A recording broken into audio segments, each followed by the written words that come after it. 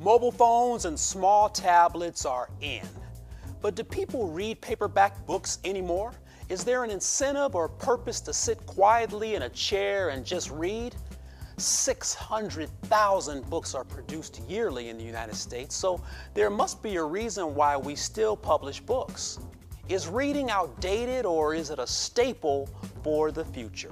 Should books still be published in paperback, or should we defer everything to ebooks?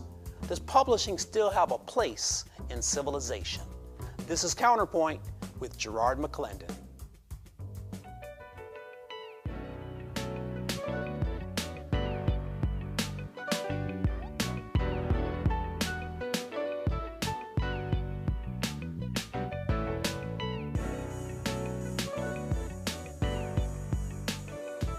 Welcome to Counterpoint. Hey, give me a call at 844-777-9311. Tweet and send Facebook comments to Garrard MC.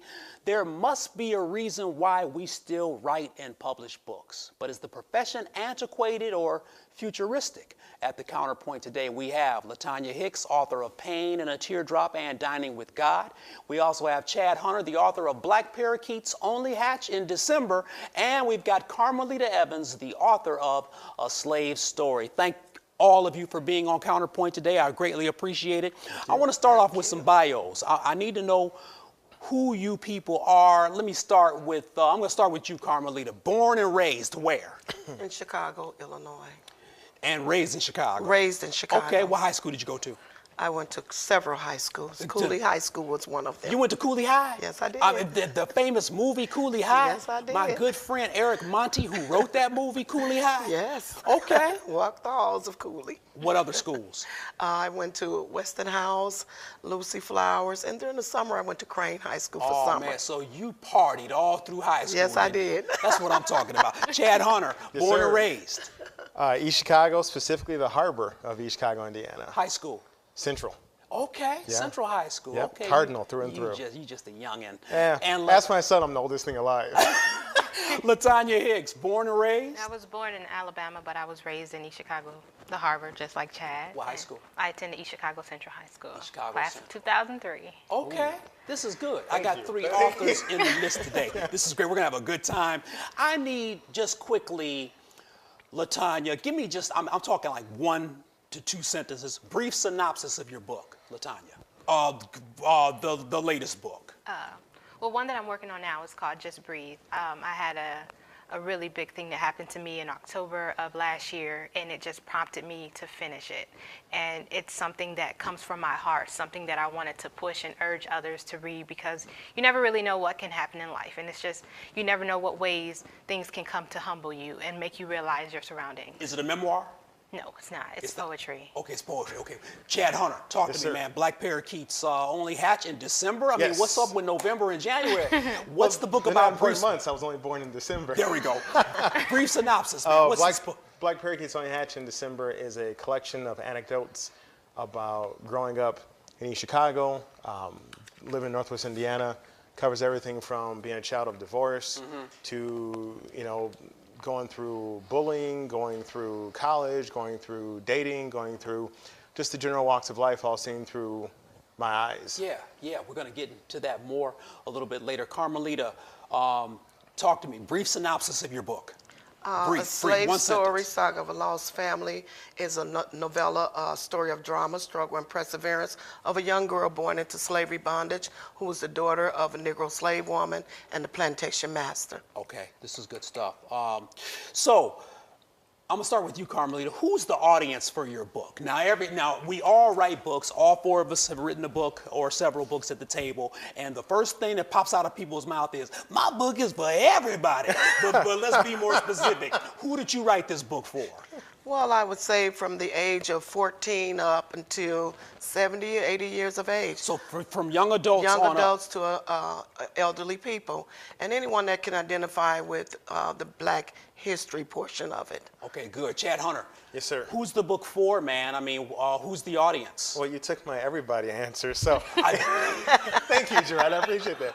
I would say that anybody who is seeking a reflection of life, anybody who is looking for episodic reads. Like real quick, you could pick up the book, jump to a chapter, read it, get something out of it, laugh, cry, want the T-shirt, and then put it down and pick it up 100 pages later and wouldn't miss a beat. So I think people who enjoy a good read and want an anecdotal collection of both humor and drama. The Teardrop book, I want to go back to that, LaTanya. Who's the audience for that book? It was for maybe 18, 24-year-old women. Pain in a Teardrop? Yes. And why aimed at those women of those ages? Because that was a period of when I experienced a lot in my life, and I dealt with a lot of heartbreak, and it made me realize where I was, the woman I evolved into, and how I didn't allow tragedies to overwhelm me and overtake me in what I wanted to become. Okay, good. All three of you have published. Yes. Yes. Why publish in the age of technology? All right, now we can go back to the original printing press, you know, of several hundred years ago when publishing was this newfangled, high-tech thing. It made the world smaller. All right, it made its information spread faster because we had books to read. All right, everyone wasn't literate, but everyone's not literate now. But we're in the age of technology and information now. We've got the internet. If I want to find something out, I can go to Google. So why did you publish in this age of internet? What was the reason for publishing? Chad Hunter. Yeah, I think it's important that writers adapt.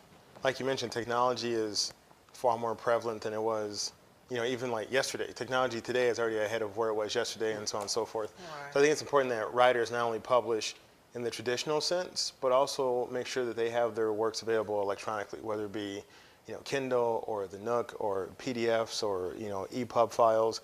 Your books are on those formats? Yes. Okay. So I think to just narrow writers down to just physical print only puts writers in a box that doesn't truly exist.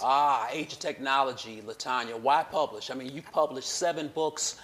What's the impetus? What's the excitement in publishing? What's the reason? I think now I have a greater perspective about it. Working at the East Chicago Public Library, there is a need for books. People love the way that they smell, the way that you can touch them and actually take them. There's an intimacy that you have where you can actually pick up a physical book and take it with you. Like with electronics now, you plug them in, you got to charge them. There are some disadvantages there, but I know that there's an audience that still want to captivate that physical book. So a slave story. I'm not interested in a slave. I'm not interested in this woman. How do you get me interested in purchasing your book, Carmelita? Well, I put out a lot of information about the book story, and the story is a very compelling story. Once you put it out there over the modern technology, you can compel people to become interested in it. I've done a lot of word of mouth, book signings, you know, just putting it out there where people can hear it and know the story and the detail of the story. Are you in Kindle format? Yes, I am. Okay. Yes. Audio books as well? Any of the three of you with audio books? Not yet. Not None of yet. them. Okay, have so an I definitely audio. implore you to go ahead and get that audio book out, because sometimes the audio book will sell more than the book itself. And the audio book really doesn't cost anything to put out there. And it's becoming more Yeah. like a lot of people like those now. I'm learning that. Absolutely. Could you See, be Because our they're on the books, go. Gerard? Could you be our audio voice? I will be your audio book. No, I'll find a better voice than mine for the audio book. This is interesting, though, because there are a lot of readers, and Chad and I have talked about this before. Do you target I got 2 questions in my head, just bear with me. First of all, there are a lot of readers who don't read, but they'd rather listen to books. So writers have to make sure that the audiobook is out there. Here's the other thing. Do you target people who fit the description of what your book is selling or saying, or do you target people who read? Who wants to answer that question? I target people who read. Okay. People who read.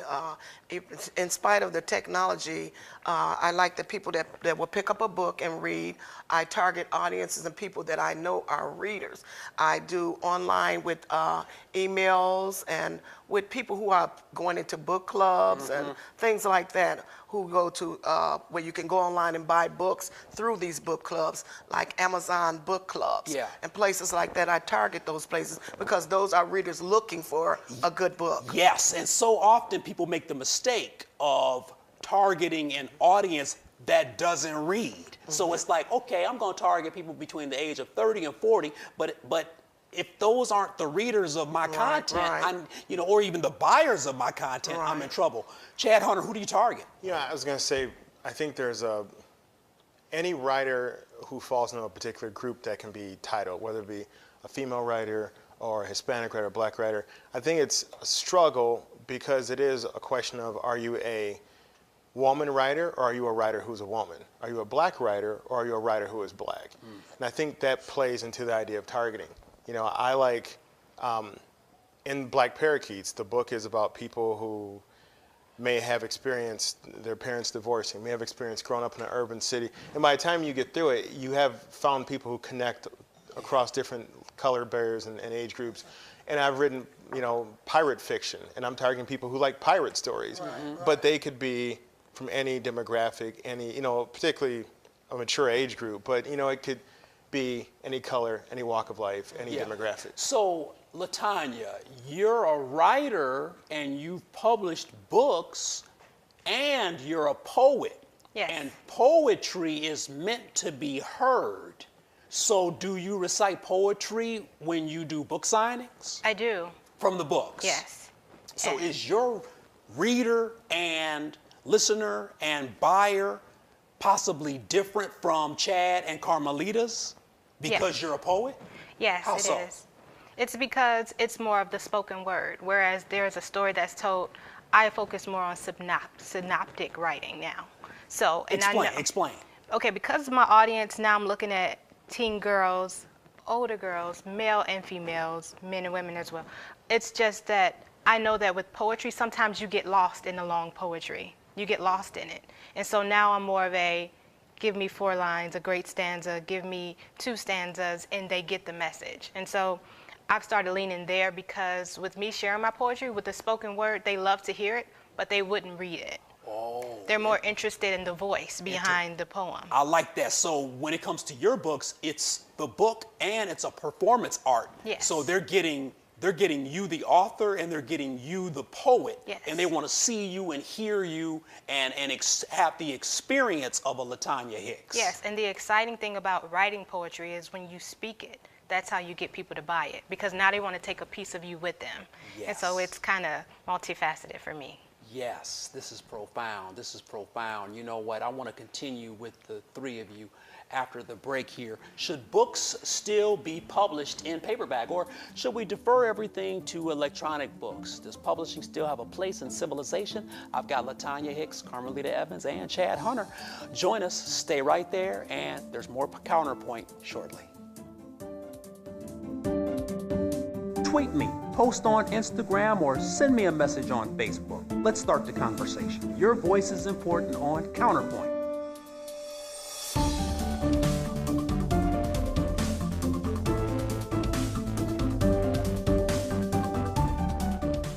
Welcome back to Counterpoint. Hey, should books still be published in paperback, or should we just defer everything to ebooks? Does publishing still have a place in civilization? I've got LaTanya Hicks, Carmelita Evans, and Chad Hunter on the discussion. Thank you so much for staying for the second half here.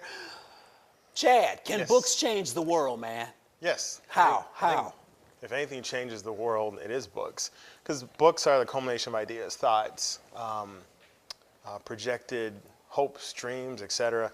All those things in whatever context they may be, whether it be books or music or doctrine given from a king, a queen, or whatever, do ultimately change the world. You believe that, Carmelita? Yes, I do.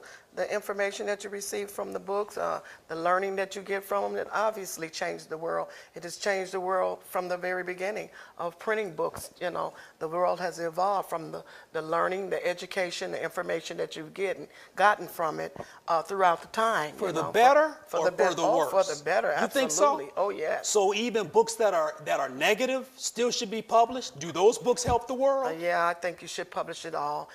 yes, it helps because the negative and the positive balances things out. Oh man, you are true First Amendment here. My goodness, freedom of speech, freedom of Yes, religion, freedom yes, of the it press. balances it out, Man, yes. freedom to peaceably assemble, right? Yes, yes. Freedom to petition That's the right, government. that's right. I love it. You made my answer a lot better. I like that. She enhanced it. I was like, I should have said that. 7 books. You think you're changing the world with your books? I am, one life at a time. One life at a time. Yes. All right. Is there any example, you don't have to mention a person's name, but has anyone come up to you and said, oh God, I am so glad that you wrote that book? Yes, actually my children's book that came out in 2015. It inspired so many kids, and I had the opportunity to go before kindergartners. There were a really rowdy bunch of kids, and the teacher said, good luck with it. They listened from cover to cover and was able to follow it. And at the end, they said, because of Danny, he didn't give up. I'm going to work hard on my test tomorrow. And so I knew that, and there are teachers that take my book into the classroom, and it's just to have the ability to write in a way that it can touch an individual. That's a blessing in itself. Yes, so it is. I know that it has touched and changed lives. The word author, and I want to get to this etymology, because many people say they want to write a book, right? Everyone. And here's the thing. Most people that tell me that they want to write a book, they don't have anything to say. They just want to write a book. I want to write a book. What you going to say? I don't know. That's problematic because the word author means godlike. And most, it's where we get the word authority, authorization, all right? Do you feel that there is a higher responsibility for the author than the speaker? What do you think, Carmelita? For a higher responsibility for the author? For the author than the speaker. Well, the author is the one who presents or wrote this. So yeah, there is a higher responsibility for them because they're putting out something that they wrote, they developed, they're encouraging, and it's all coming from within them. So yeah, they have a higher responsibility than the speaker. The speaker could be someone that's just speaking about what the author wrote. Interesting. So yeah, I Interesting. would say so. Chad, higher responsibility, equal or lower for the author? No, I think definitely higher. I think because the author has the resource of time. Speaker is on the cuff right there in front of people trying to deliver a message. But an author has the chronological resource of time where they can sit there and say, I got to give this to the speaker in a week. They have a week to toil over it, to make sure it's worded right, to make sure it hits the right points. So just by the sheer amount of resources they have, they do have a higher responsibility. So, LaTanya, with the 7 books that you've published, you can be at home and people around the world can be witnessing and reading your 7 books, Yes. which is that's a big responsibility. It is. And I think the beauty of a speaker has to be present, or you can see a speaker on YouTube if they aren't present.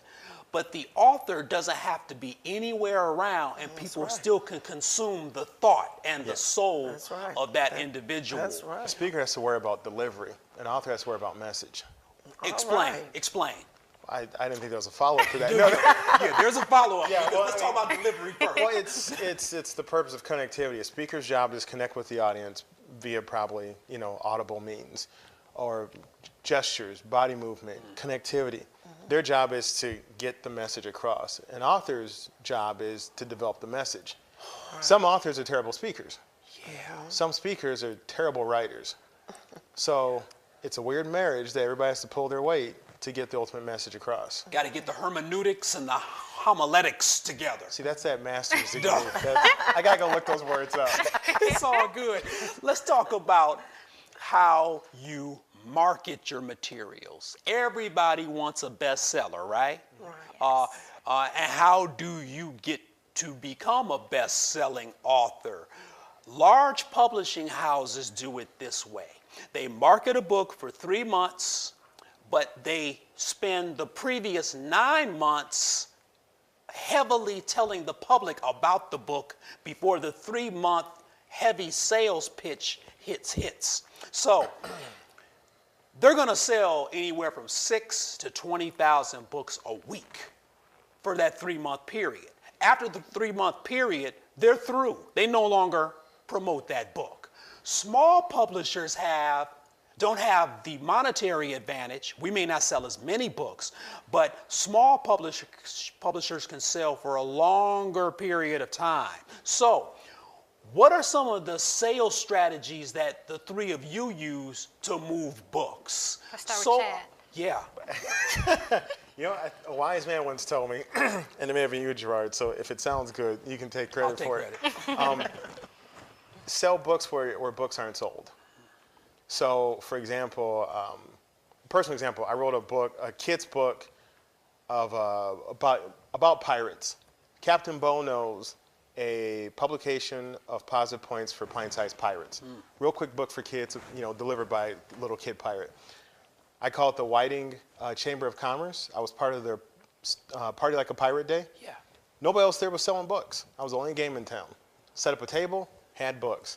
So if you write a book about trucks, don't sell it at a bookstore because you're one out of a cajillion other books. Sell it at a truck stop. Wow. You know, so I mean, and then you can take it on from there, so on and so Go forth. where the magnet is. Yep. And you'll probably find the attraction. Go where there's no competition. And so many authors, man, they blow it, don't they? They just think, oh, I got a book out, it's gonna sell. But they don't. I'm trying to catch trout in a lake filled with bass. It's not gonna happen, is it? Right.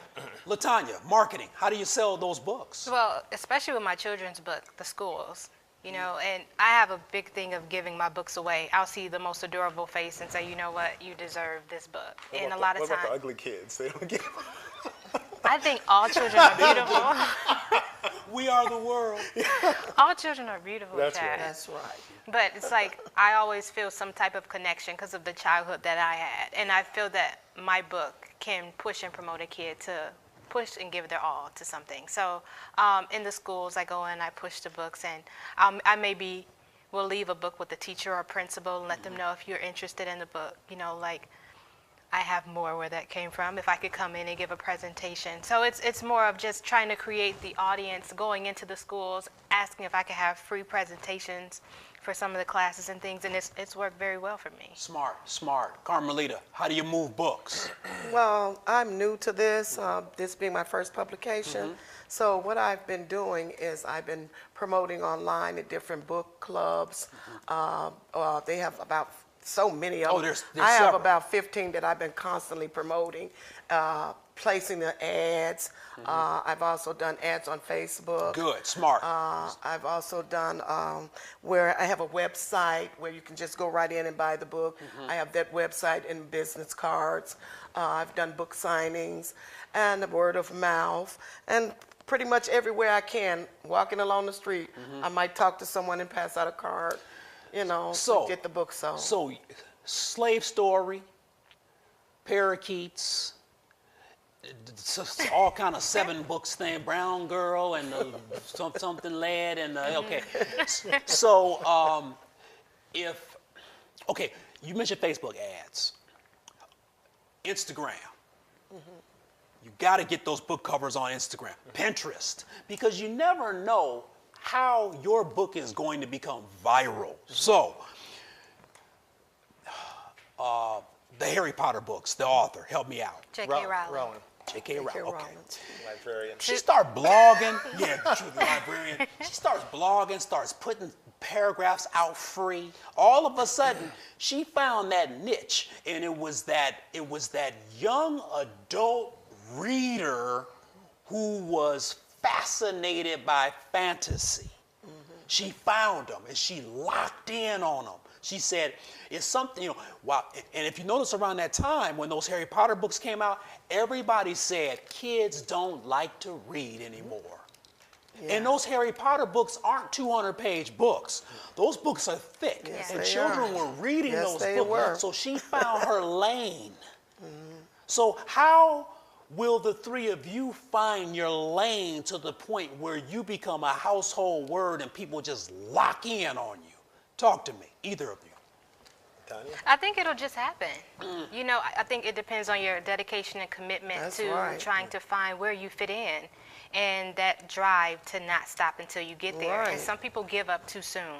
And you know, I feel like if you have a message that you feel is profound, that can touch someone, and you continue to look for the avenues to promote your work, eventually you'll get lucky and something will happen. So this is good. So does the book have to be good to sell, or does the book just have to be popular to sell? But what's good? I mean, that's subjective. Yeah. And does it even have to be, thank you, Chad, for saying that, because some of you may have better content than people selling 100,000 books. Yes. Why is that? Well, like she said, they probably have better avenues. They keep doing it, keep researching. Anything you keep practicing, you perfect it. So they just keep on going at it and don't give up. How will the three of you make your book go viral? And we see this stuff happen all the time. You know, cute cat videos, Yeah. you know, ice bucket videos. I can do 22 push-ups or whatever. You know, how do we make your books become viral? Are you on YouTube? Yeah. Are you in the public? When is somebody gonna say, ooh, Slave Story or Parakeets, that's the bomb, you know, Dining with God, that's the book. How's it gonna happen? Yeah, I've done, as of late, I've done a lot of speaking events, like to different schools and stuff. And I find that people want your book, even though they haven't read it, they haven't seen an excerpt, a clip of it. Yeah. You know, social media is great. I think every author needs to pick 2 forms of social media and work those 2, whether it be YouTube or Pinterest or Instagram. But I think it's a mistake to try and hit all of them at the same time Yeah. because you water down your approach. But I think speaking really opens up the development of that fan base, and that's what every author needs to get to that 100,000 book mark. You need fans, and you get fans by getting out there, and people like what you say, and they want a piece of you via the book. There's 60,000 libraries in the United States. I want all 3 of you to sell at least 60,000 books in the next 12 months. If you don't, I'm going to be very disappointed in all 3 of you because the libraries, and you know this, LaTanya, they have plenty of money. You just have to get to them. Hey, thanks to my guest, does publishing still have a place in civilization? Give me a call, 844-777-9311. I need you to stay positive. Keep your head up and always be encouraged. Have a great week.